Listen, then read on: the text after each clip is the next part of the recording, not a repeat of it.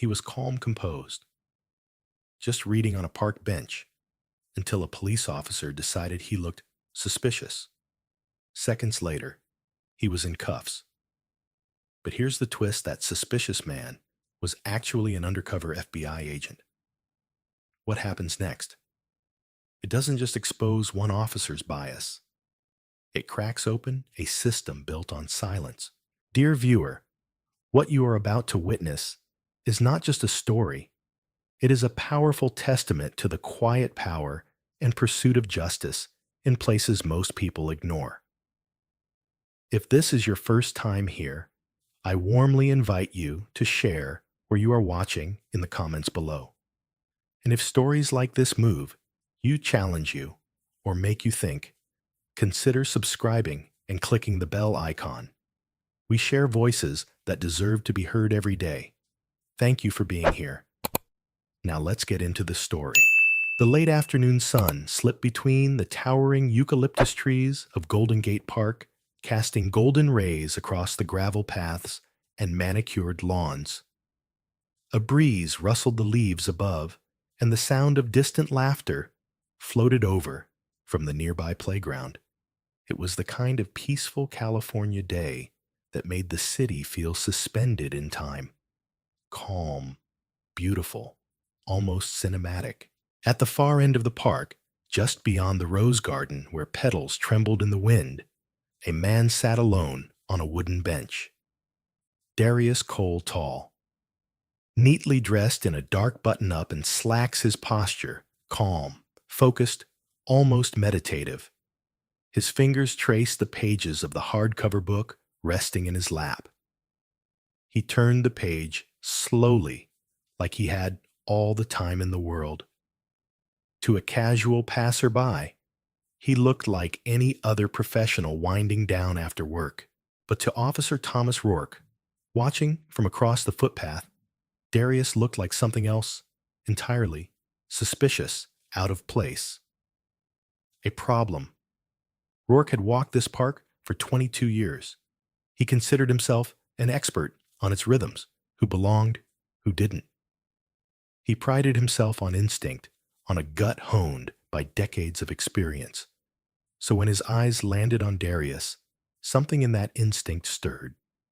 A black man alone, calm, too calm.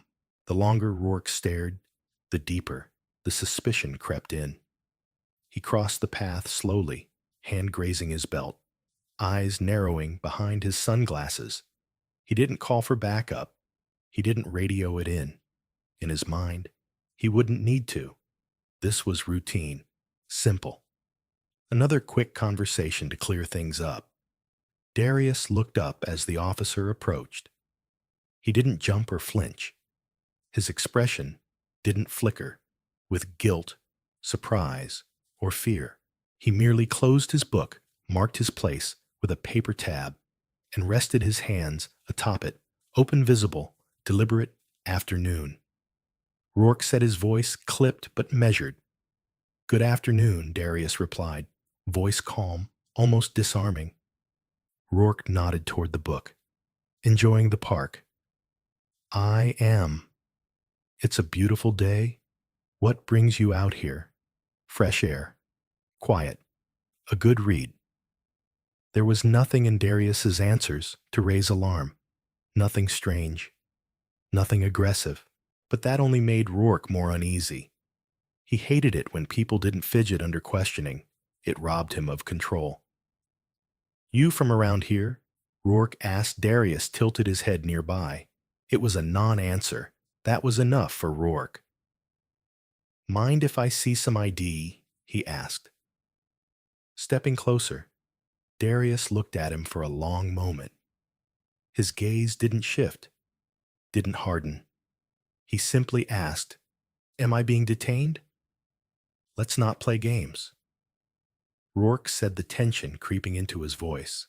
Just need to see some ID standard check. Darius didn't move. Have I done something wrong? Officer. Rourke's hand moved toward his belt again, his thumb grazing the latch of his holster. You're not cooperating. I'm just sitting on a bench, reading, "That's not a crime. You fit the description of someone we're looking for." What description is that Rourke didn't answer. He didn't have one. Just a vague suspect bulletin from earlier in the week. Black male, medium build. That was all. Nothing more than a justification waiting to be molded. When Darius reached slowly, deliberately for his wallet, Rourke tensed. His hand hovered near the cuffs. He hated how calm this man was, how composed, as if he'd done this before. Darius handed over the ID without a word. Rourke snatched it, glancing at the name, Darius Cole. No red flags, no priors. But the discomfort wouldn't leave him. "Stand up," Rourke ordered. Darius hesitated. "Why, because I said so." Now, there was a shift in the air. The quiet around them felt charged like the world was holding its breath. Darius stood slowly, his hand still open, still calm. The book remained on the bench beside him. Rourke pulled out the cuffs. "Turn around." Darius didn't resist. He simply exhaled slow and deep. "You're making a mistake. We'll see about that." The cuffs clicked shut. Somewhere nearby, a child's laughter broke through the silence. A couple walking their dog paused to stare. Phones were already being pulled out. Someone whispered, "What did he do?" But no one knew. Not even the officer. Rourke marched Darius toward the cruiser, parked at the edge of the path. His jaw clenched, his mind racing to catch up with the decision his body had already made. He didn't know why this felt different. He just knew he couldn't back down now. Not with the park watching. Not with his authority hanging in the balance. Inside the squad car, Darius stared out the window, watching the trees blur into streaks of green and gold. The cuffs bit into his wrists, but his expression remained unchanged. He wasn't afraid. Not anymore. He'd expected this day to come. And Officer Rourke had no idea what storm he'd just invited into his quiet little world. The man he arrested wasn't just a stranger on a bench. He was a federal agent. And this was only the beginning. The steel door of the precinct closed behind them with a dull finality, the echo bouncing off sterile walls that seemed to swallow any hope of understanding. Officer Thomas Rourke walked ahead, not glancing back as he led Darius Cole through the narrow corridors.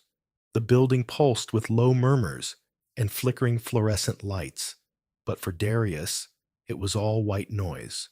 His hands were still cuffed, the metal tight against his skin. But his mind had already shifted into a quieter, sharper place.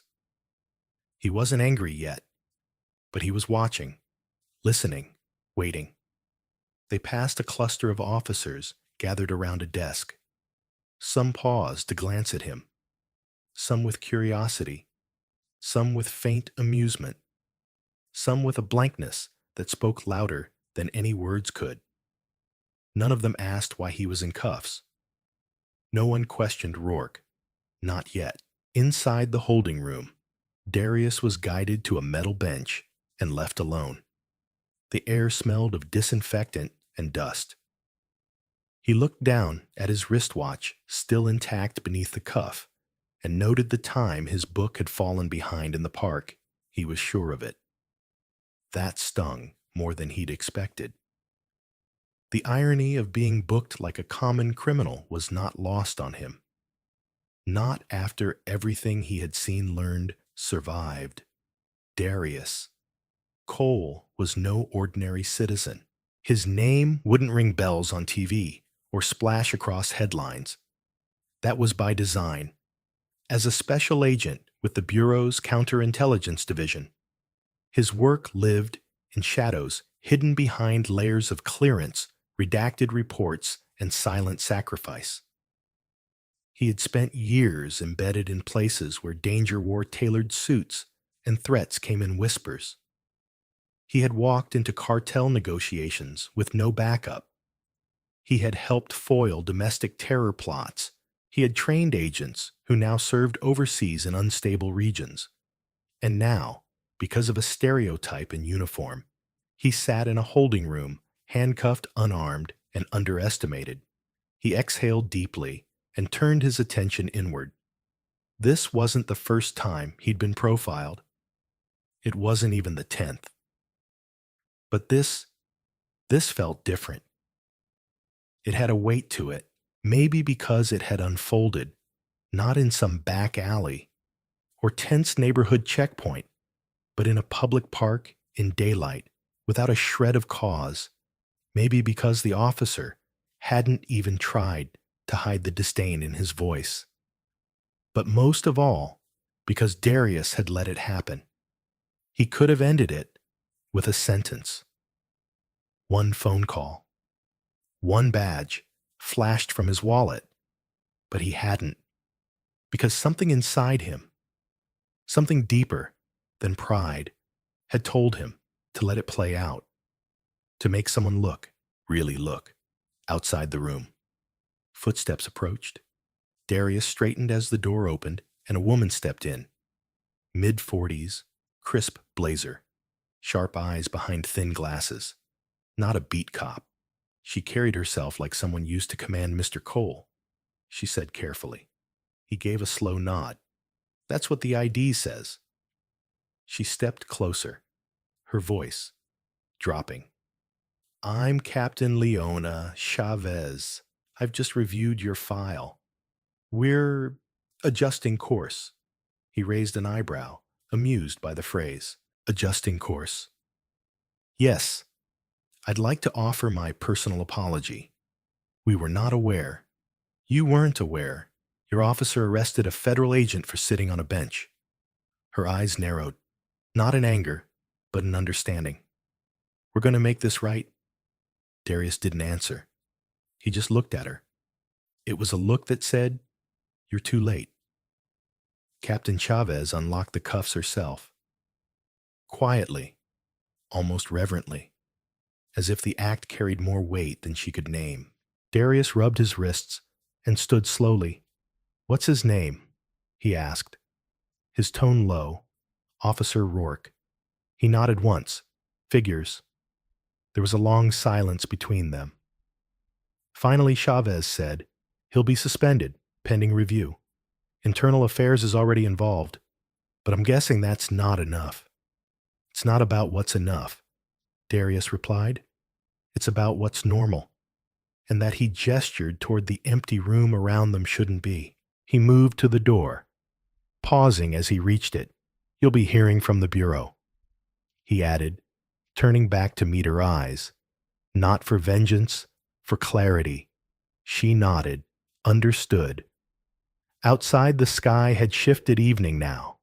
The trees at the edge of Golden Gate Park swayed in the wind, like they'd forgotten what had happened beneath them. But Darius hadn't, not even close, as he stepped out into the city air. A gust of wind carried with it the scent of damp earth and distant ocean.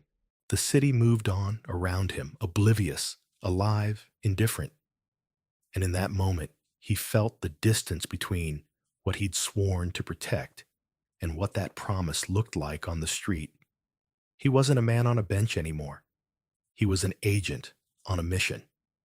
And Officer Rourke was about to find out what it meant to be truly seen. The precinct's third-floor conference room had never been used for anything this quiet. No strategizing over violent crime sprees. No war room briefings. No shouting matches over jurisdiction. And yet when Darius Cole stepped into it, there was a tension that outweighed all of that. A silence so sharp it could cut through the facade of every badge in the building. Captain Leona Chavez stood by the window, her arms crossed, gaze locked on the skyline of San Francisco, as if searching for answers that the city refused to give. She turned as Darius entered, her expression unreadable. Agent Cole, she said, gesturing toward a seat at the long oak table. Thank you for agreeing to meet. We wanted to address this internally before the Bureau steps in. Darius took his seat, slowly, his body calm, but his eyes scanning the room with quiet scrutiny. There were others there now. Lieutenant Marlowe from Internal Affairs, Deputy Chief Sanders, and a department psychologist named Dr. Ellis No Uniforms, just suits files and clipped voices that avoided emotion like it might be contagious. Before we begin, Captain Chavez said, "I want to acknowledge what happened yesterday. It was wrong.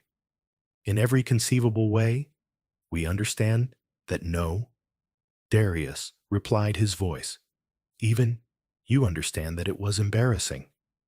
What you don't yet understand is how dangerous it was." The silence that followed was brittle.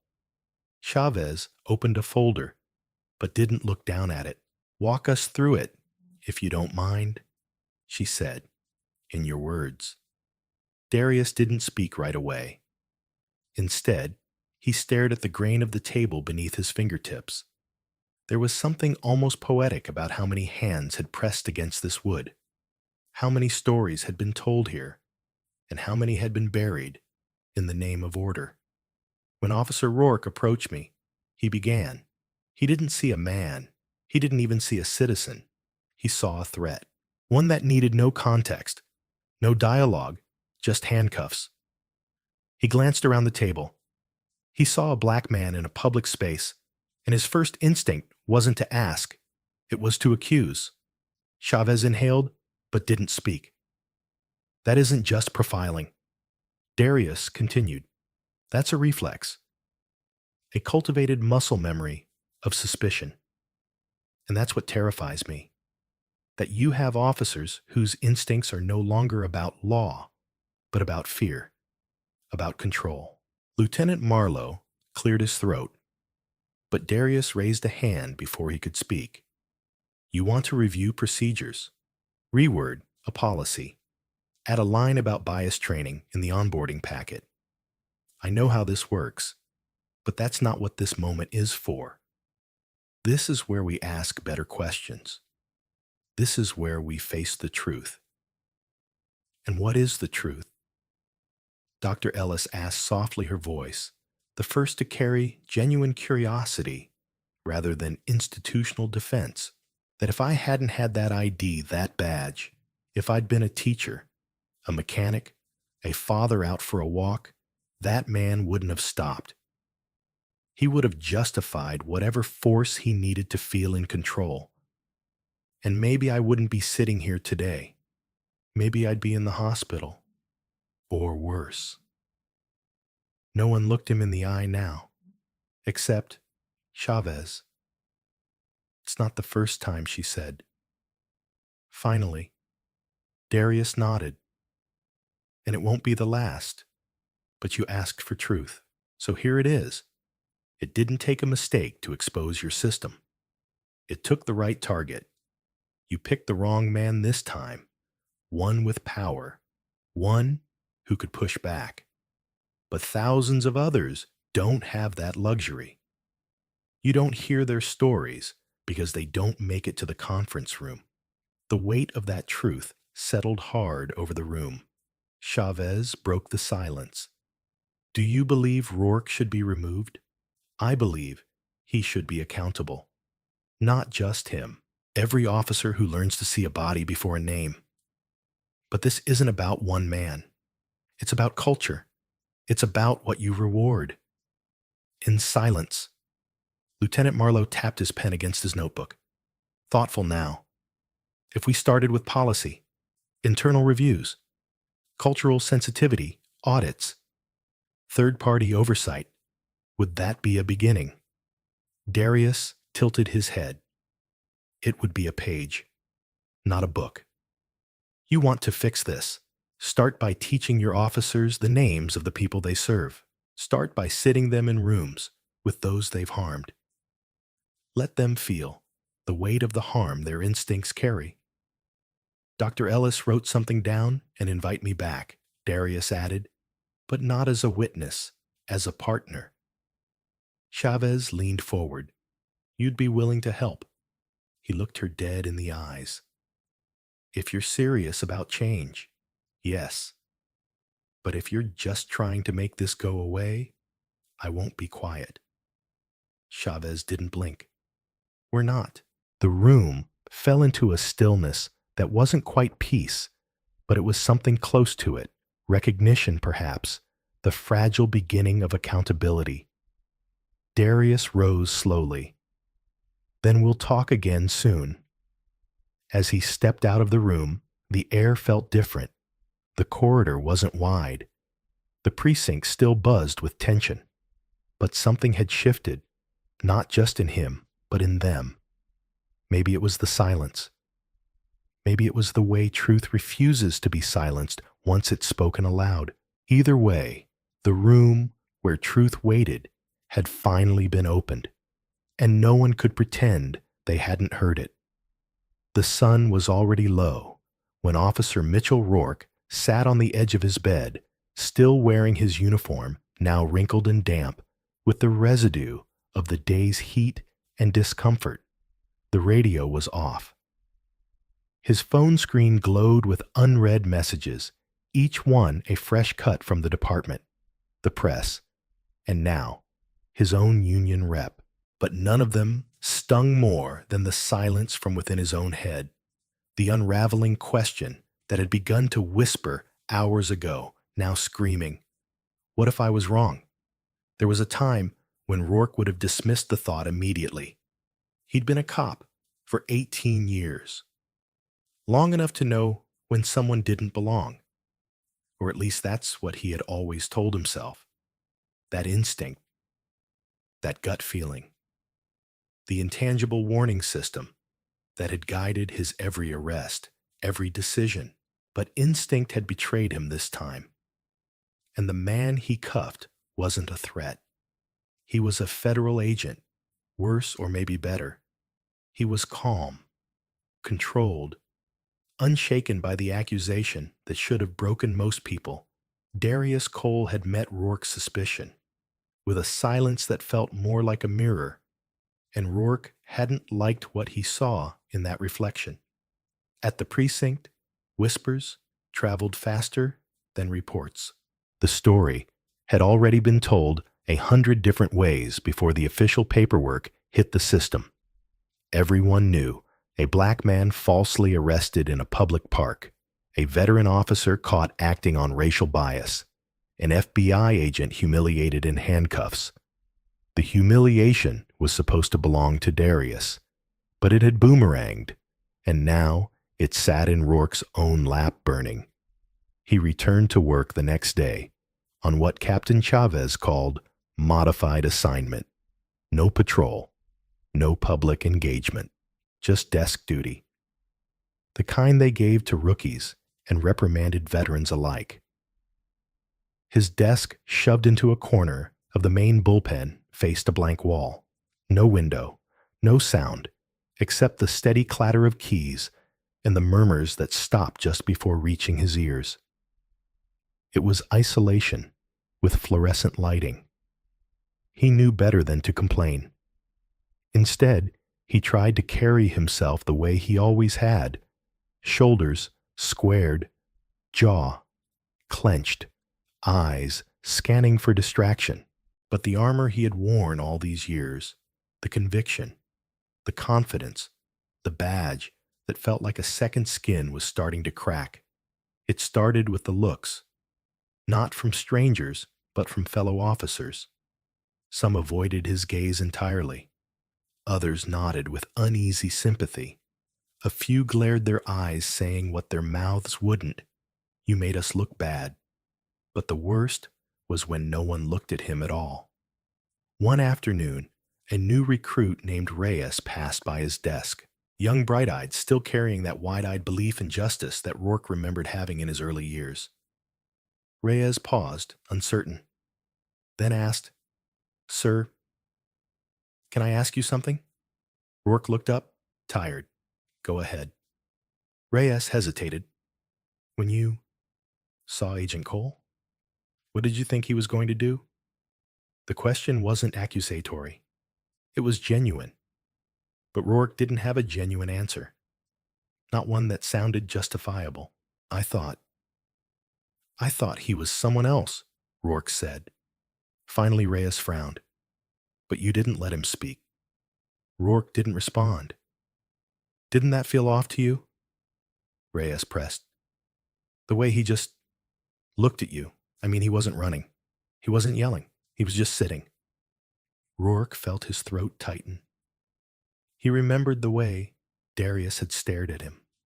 Calm, measured, unbothered by the aggression thrown his way. That stillness had unnerved him. Not because it suggested danger, but because it suggested clarity. And in that clarity, Rourke had been the only one out of place. Later that evening, he found himself driving without a destination.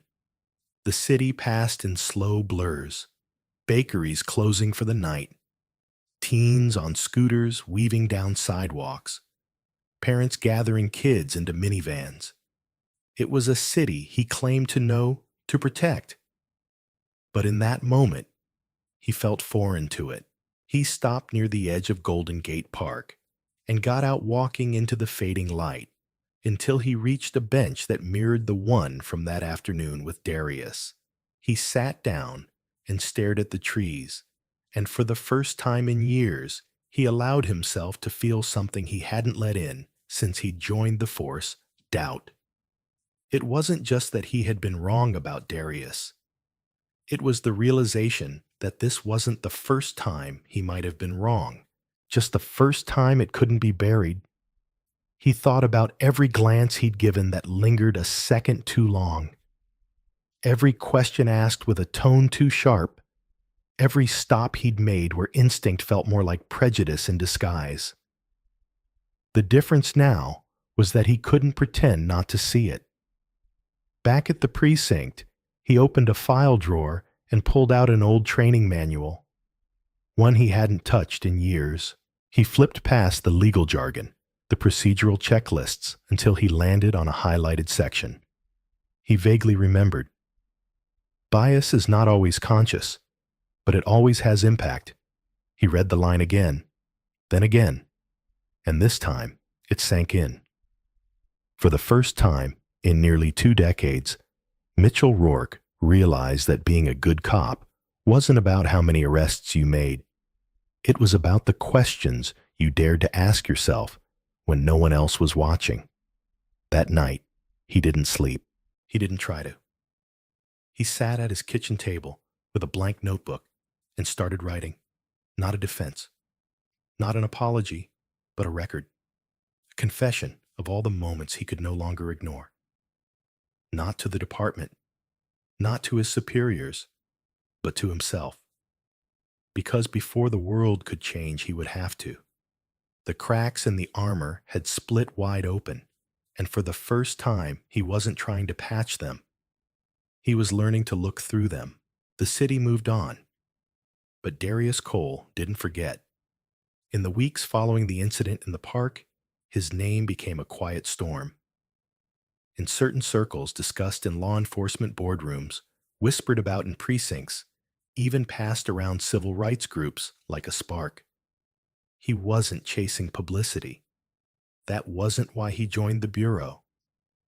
But the situation demanded something more than silence. He had learned long ago that silence was a privilege, one he couldn't afford, and one too many used to shield themselves from discomfort. But Darius wasn't interested in comfort. He was interested in change, and not the kind that came from press releases and symbolic gestures. Real change, systemic, lasting. So when the invitation arrived to speak at the Justice Reform Summit in Washington, D.C., he didn't hesitate. It wasn't about recognition. It was about using his voice while people were still willing to listen. Standing at the podium in a room filled with lawmakers, law enforcement leaders, community activists, and victims of injustice, Darius didn't raise his voice. He didn't have to. I'm not here to recount a single incident, he began, because what happened to me in that park wasn't singular. It wasn't even surprising. It was simply recorded witnessed, caught before it could spiral into something worse. He paused, letting the silence stretch. I was lucky. That's not how justice is supposed to work. Murmurs moved through the audience, some uneasy, some affirming. I've worn a badge for years. I've led investigations into criminal enterprises, domestic terror cells, cybercrime networks. I've worked alongside men and women who risk everything every day to uphold the law with honor. But I've also seen what happens when authority goes unchecked, when perception replaces fact, when bias wears a uniform and calls itself instinct. He took a breath. If it can happen to me, a federal agent, then what happens to the man who doesn't have credentials to defend him? The woman with no badge? The teenager in the hoodie? What happens to the voiceless when the system decides their story doesn't matter? A stillness settled over the room. Darius ended not with a plea, but with a challenge. Don't ask how to fix one department. Ask how to rebuild trust. Not just between officers and citizens, but between truth and power, between protection and prejudice. The work starts when the cameras are off, when the courtroom is empty, when it's just you and the mirror. The applause was long-standing, but Darius didn't stay for the after-party. He walked quietly out the back, slipping into the early autumn air, hands tucked in his coat pocket, mind already moving to the next step. Back in San Francisco, the ripple effect had begun to take root. Captain Chavez had initiated a department-wide audit of engagement practices. New training modules on racial bias and de-escalation rolled out not as PR measures, but as internal policy shifts. Officers, including Rourke, were now required to participate in community forums, not as speakers, but as listeners. And to his own quiet surprise, Rourke had signed up to speak, not defensively, but honestly. The day he stepped in front of a small group at a town hall in Bayview, Rourke didn't wear his uniform. He didn't bring notes. He didn't pretend to be healed. He just spoke. I made assumptions. He said, "That's the truth. I thought my years on the job gave me the right to trust my gut. But my gut wasn't trained. My bias was, and I let it speak louder than the facts." Some in the room listened in silence. Others crossed their arms. One man stood up and walked out, but a few stayed. A few nodded. It wasn't absolution, but it was a start. Across town, Darius sat in a quiet cafe, scrolling through his inbox, amid news alerts and departmental updates. There was a short message from a young black law student in Baltimore. "Thank you for showing me that being powerful doesn't mean shouting the loudest. It means standing still when the world wants you gone." He smiled slightly, then closed the message. The journey hadn't begun in the park, nor had it ended in the station. It continued in every forum, every training session, every hard conversation, every small awakening in someone willing to see the cracks in their certainty. Darius didn't need headlines. He needed momentum. And he had it now, not for himself, but for those who had been dismissed, detained, disregarded, and erased.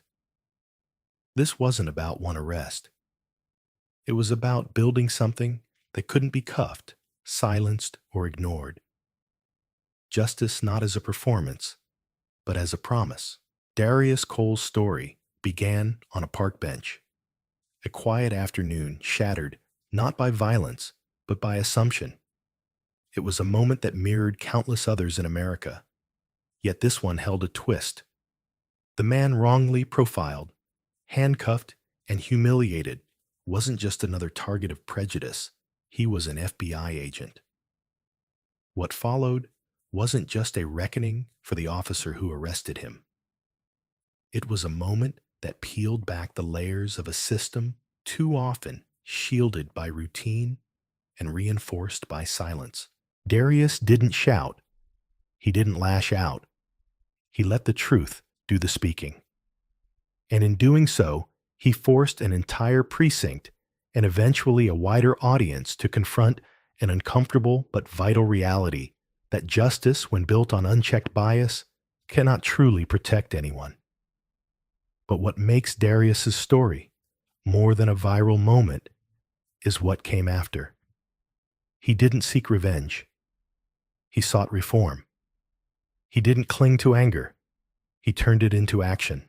Through town halls, leadership behind closed doors, and a steadfast refusal to let this moment fade into just another forgotten case file, he helped reshape the very structure that tried to diminish him. The agent became an advocate. The target became a teacher. Captain Chavez evolved too. Initially hesitant, she grew into a leader who recognized that real accountability doesn't weaken law enforcement, it strengthens it. Officer Rourke, once hardened by years of unchallenged authority, was forced to reckon with his own biases, and he did something few are brave enough to do. He listened, he learned, he changed. This wasn't a story about punishment. It was about awakening. So what can we learn from it? First, your identity should never be the reason you're seen as a threat. We live in a world where perceptions are powerful, but so is awareness.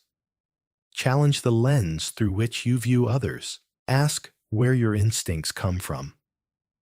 Bias doesn't always wear a hood. It can wear a badge, a suit, or even a smile.